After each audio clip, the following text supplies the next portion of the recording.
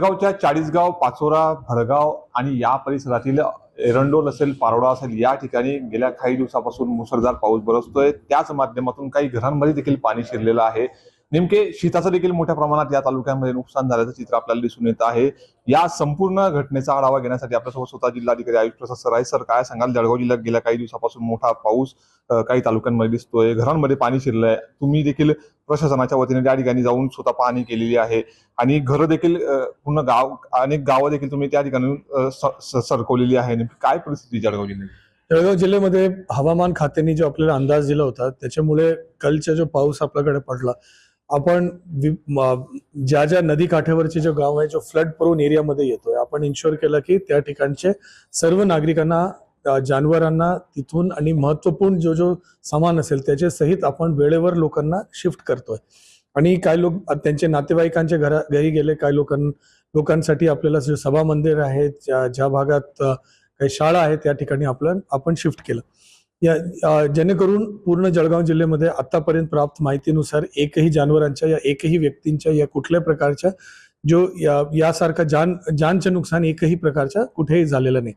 जवळपास 34 मंडलमध्ये 6 तालुक्यामध्ये पावसाचा प्रादुर्भाव आपल्याला या महिन्यामध्ये दिसून आलेला आहे. याच्यामध्ये जवळपास 550 गाव म्हणजे जिल्ह्याचे एक तिहाई गावामध्ये आपल्याकडे म्हणजे पावसाचा प्रभाव आणि काही प्रमाणात नुकसान त्या ठिकाणी आपल्याला दिसून आलेलं आहे.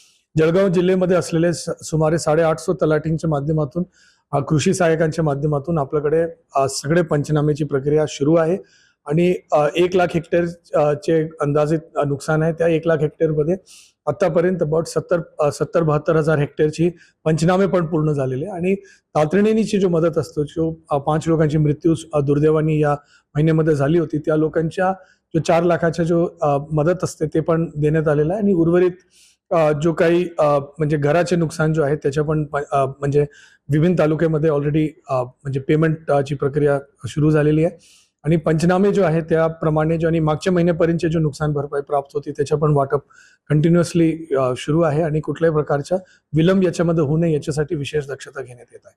तर पंचनाम्याची प्रक्रिया युद्ध पातळीवर आपल्या माध्यमातून सुरू आहे, मात्र त्याच पद्धतीची मदत देखील तिथपर्यंत पोहोचत नाही. शेतकऱ्यांचं असं म्हणणं आहे की अद्याप आमच्यापर्यंत कुठलीच तुटपुंजी मदत देखील अजूनपर्यंत आलेली नाहीये.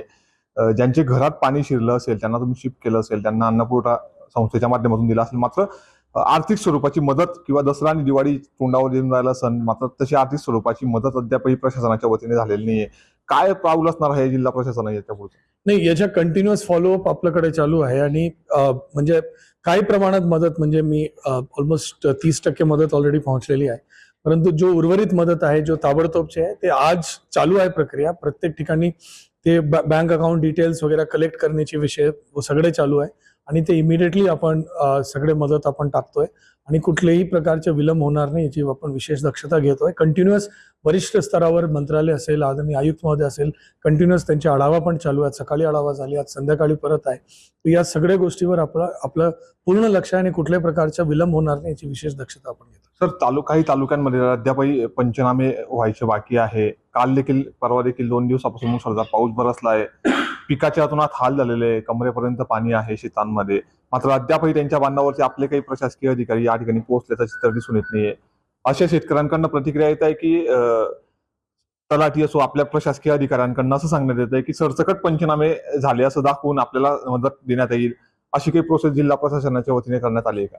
नाही, असं अजिबात नाही आहे की आपण कुठल्याही प्रकारचे जो तुम्ही जसं म्हटलं की लोक पोहोचले नाही, असं होऊ शकत नाही. क्योंकि 34 गटा म्हणजे 34 महसूल मंडलमध्ये तो मी स्वतः जाऊन आलोय आणि प्रत्येक गावाला भेट देण्यासाठी मी तहसीलदार आणि प्रांताला सूचना दिल्या आणि ते गेले आहे आणि या गोष्टीबद्दल आपण पाहिलं असेल, विभिन्न बातमी चॅनल असेल, आपले न्यूजपेपर्स असेल, सोशल मीडिया असेल आणि लोकांनी जो काही फोटो वगैरे टाकले त्याच्यामध्ये लोक तो प्रत्येक ठिकाणी पोहोचलेले आहे आणि या मोठ्या प्रमाणात आपल्याकडे काम ऑलरेडी झालेलं आहे आणि जसं मी आपल्याला सांगितलं की 1 लाख हेक्टरचे रेंजमध्ये नुकसान आहे आणि 70-72 हजार हेक्टरचे पंचनामे पूर्ण झालेले. उर्वरित जो 20-28 हजार हेक्टर्स आहे त्याच्या पंचनामे आता चालू आहे.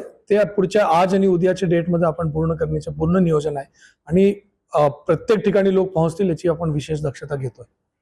तर ह्या होत्या जिल्हाधिकारी आयुष प्रसाद सरांच्या प्रतिक्रिया की लवकरच या ठिकाणी पूर्ण पंचनामे होतील आणि प्रत्येकाला ही मदत मिळेल, अशीच या ठिकाणी माहिती न्यूज 18 लोकमतशी बोलताना जिल्हाधिकारी यांनी व्यक्त केलेली आहे. नितीन नांदुरकर, न्यूज 18 लोकमत, जळगाव.